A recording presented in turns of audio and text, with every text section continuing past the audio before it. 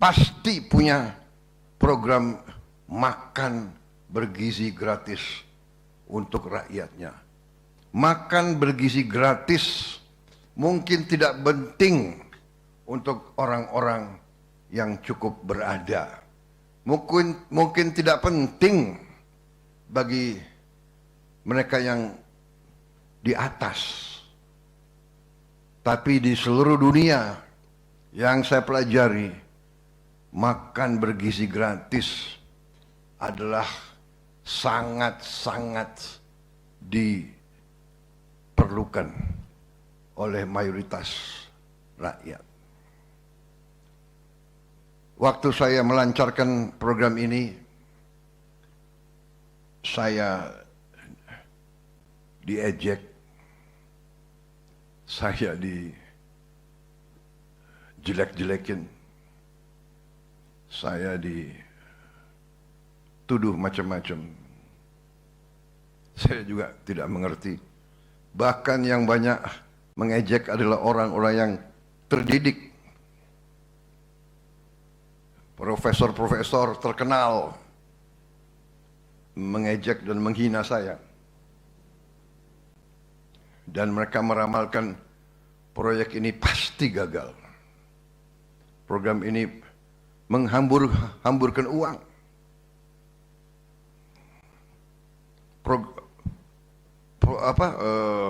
Operasi ini, kampanye ini menjelek-jelekan presiden yang dipilih langsung oleh rakyat, mungkin sebagai ungkapan dendam dan dengki mungkin adalah biasa, tapi sesuatu yang menyerang hal yang sangat diperlukan oleh orang-orang yang belum kuat ekonominya, sungguh menyedihkan bagi saya. Tapi saya yakin waktu itu saya berada di atas jalan yang benar. Saya yakin bahwa tujuan kita benar dan baik. Terlalu banyak anak-anak Indonesia mengalami stunting. Stunting itu adalah kurang gizi. Kurang gizi ini mengakibatkan sel-sel kita tidak bisa berkembang dengan baik. Sel otak tidak bisa berkembang dengan baik. Sel tulang tidak bisa berkembang dengan baik. Sel otot tidak bisa berkembang dengan baik. Jadi stunting akibat juga dari proses pemiskinan. Proyek pemiskinan rakyat Indonesia. Stunting waktu itu 25% dari anak-anak kita. Kita tidak bisa dengan teori, tidak bisa dengan hanya dengan kata-kata, hanya dengan program-program indah.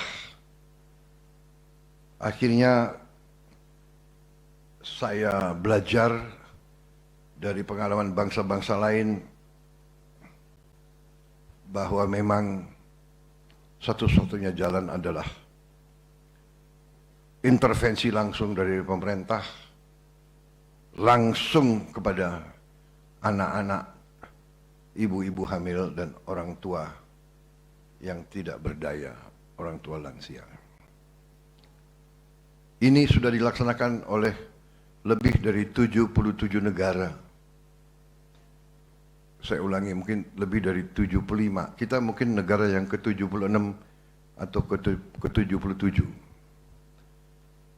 Dan saya lihat waktu itu negara-negara yang persis seperti kita, yang per kapita PDB adalah bahkan lebih rendah dari kita, setengah dari Indonesia. India itu adalah setengah produk domestik brutonya, setengah per kapita dari kita. Berani memberi makan gratis untuk 800 juta rakyat mereka. Dan sudah berjalan 10 tahun lebih. Bahkan kalau tidak salah sudah menjadi undang-undang. Dan kalau tidak salah mohon dicek, sudah dimasukkan di amandemen konstitusi mereka. Karena itu kita laksanakan program ini. Ya, kita hadapi kampanye luar biasa, menjelek-jelekan, mengatakan bahwa saya menghambur-hamburkan uang. Padahal saudara-saudara, uang ini adalah hasil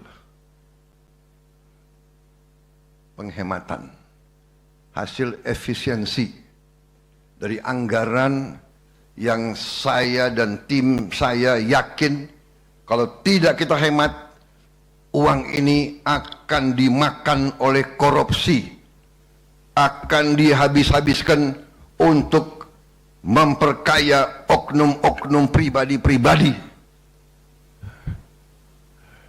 Budaya menghabiskan anggaran, budaya menggelumbungkan anggaran, budaya melaksanakan kegiatan-kegiatan yang tidak produktif, tidak ada manfaat bagi bangsa, negara, dan rakyat. Itu terus dilaksanakan.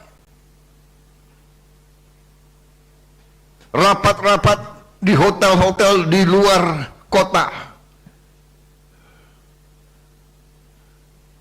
seminar-seminar, konferensi-konferensi,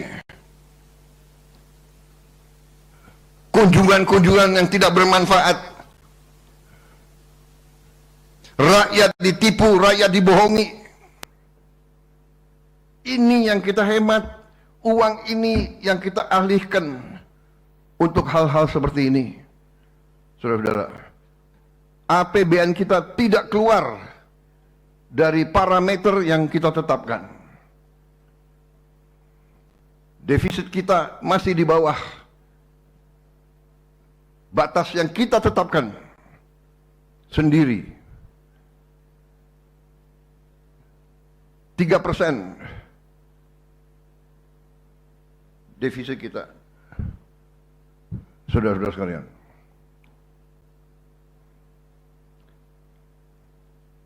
%3 dari PDB. Dan saya bertekad kita akan berusaha sekeras mungkin untuk kita kurangi dari situ. Bahkan cita-cita kita adalah harus kita punya cita-cita, harus kita punya target. Walaupun target itu sulit dikendalikan atau sulit dicapai, kita harus berani. Kita harus menjadi bangsa yang berani, bukan bangsa yang menyerah, bukan bangsa yang kalah sebelum perjuangan.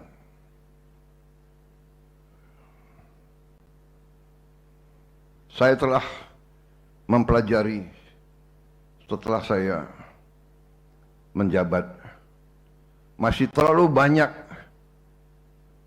kebocoran, masih terlalu banyak penghamburan.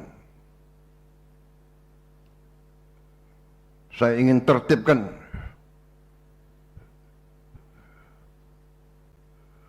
birokrasi kita. Saya ingin menyelamatkan kekayaan negara. Saya ingin menyelamatkan aset-aset negara. Ini terus kita kerjakan. Terus kita kerjakan. MBG ternyata setelah kita terus kita kerjakan, hari ini kita sudah mencapai laporan dari Kepala BGN 60.200.000 penerima manfaat. di antaranya peran dari Polri. Saudara-saudara, kita telah memberi makan tiap hari. Tadi 60 juta lebih. Kita sudah berhasil memiliki 22.275 SPPG. Sudah sampai 23.000 SPPG, yaitu dapur di 38 provinsi seluruh Indonesia. Jumlah ini kira-kira setara dengan memberi makan seluruh penduduk Afrika Selatan. Tiap hari. Atau sama dengan 10 kali Singapura. Tiap hari.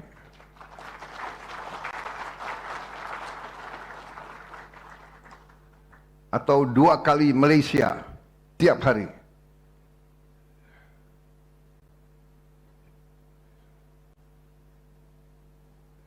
Bagi mereka yang waktu kita baru mulai 1 bulan saja, 2 bulan saja, kita sudah dihina. Sudah diramalkan. Pasti gagal. Pak Kodari tolong dikumpulin ya. Video klip yang ramalkan kita pasti gagal. Yang mengatakan saya menghina bangsa Indonesia. MBG ini penghinaan kepada bangsa Indonesia. Kita mau menyelamatkan anak-anak kita.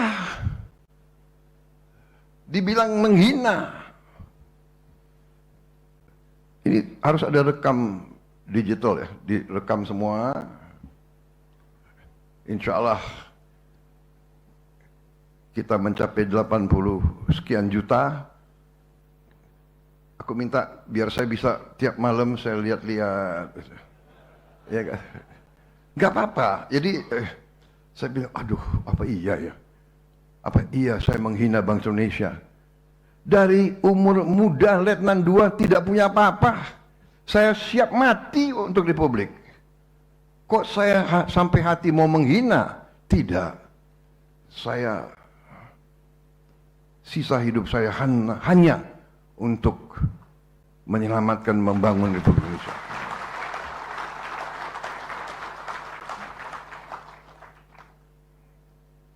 Saya ingin mati di atas jalan kebenaran. Saya ingin mati membela kebenaran, keadilan, dan keselamatan rakyat saya. Ini kehormatan bagi seorang prajurit. Mati untuk rakyatnya. Masa saya mau menghina? Tapi sudahlah. Sekarang kita buktikan bersama. Jadi saya terima kasih Kepolisian Republik Indonesia. Saudara. Sebagaimana saya selalu ingatkan, polisi Indonesia itu punya kepribadian yang lain dari polisi negara-negara lain. Tiap negara punya sejarah dan tradisinya masing-masing. Kita tidak mempersoalkan. You punya sejarah, bangga dengan sejarahmu. Kita punya sejarah. Polisi kita lahir dalam kancah perang kemerdekaan. Polisi kita ya perang untuk kemerdekaan. Polisi kita angkat senjata. Jadi sebagaimana tentara Indonesia lahir dari rakyat, jadi harus selalu menjadi tentara rakyat. Polisi kita lahir dari rakyat, harus selalu menjadi polisi rakyat.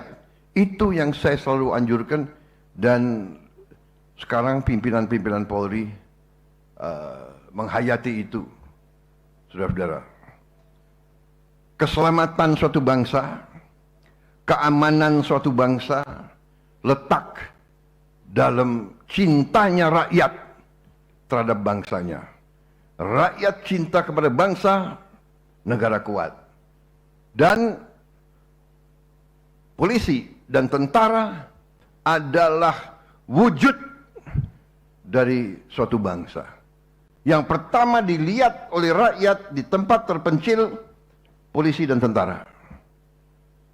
Kehadiran negara diwujudkan oleh tentara dan polisi.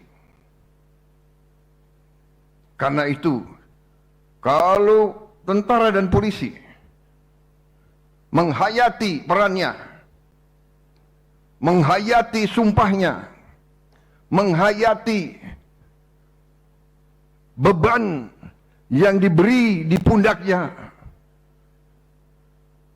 tentara polisi akan menjaga dirinya di hadapan rakyat. Selalu memberi yang terbaik untuk rakyat. Saya terima kasih TNI dan Polri. Sungguh saya terima kasih. Saya bangga, saudara-saudara, bencana kemarin itu adalah musibah bagi kita. Tapi bencana kemarin, rakyat bisa melihat TNI dan Polri habis-habisan terjun untuk membantu mengatasi kesulitan rakyat di tempat-tempat bencana. Saya lihat sendiri, saya keliling, saya melihat TNI, saya melihat Polri, dan juga KL-KL lain. Saya tanya, berapa lama kau di sini? Sudah 20 hari, Pak. Sudah 3 minggu, ada yang sudah 1 bulan. Ini membuktikan kembali bahwa negara hadir. Download Tribun X sekarang, menghadirkan lokal menjadi Indonesia.